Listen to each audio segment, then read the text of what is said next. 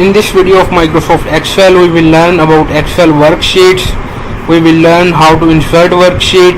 We will learn how to rename a worksheet, and we will also learn how to delete a worksheet from Excel sheet. Before starting to the tutorial, if you have not subscribed to our channel yet, kindly subscribe it and click the bell icon so you never miss any upcoming video from our channel. Let's start the tutorial. First of all, we will see how to insert a worksheet in an Excel sheet.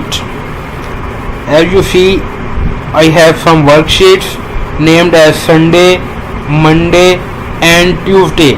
Now I want to insert a new worksheet. I will just click on that worksheet where I want to insert a new sheet. For example, I want to insert a new sheet here. If I click on Monday, a new sheet will be inserted before Monday. To insert a new sheet, just click on that sheet, just right click, and there will be an option insert. Just click that option and it will give me some option that what you want to do.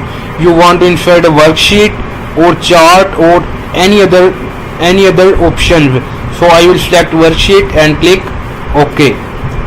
As you see, a new worksheet has been inserted to my Excel sheet, and the name is that sheet is sheet 4.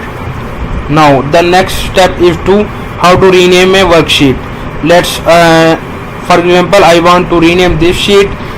I will just right click on that sheet and there is an option rename.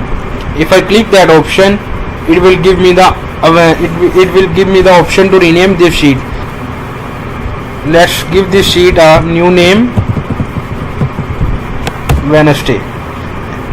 As you see, my sheet has been renamed.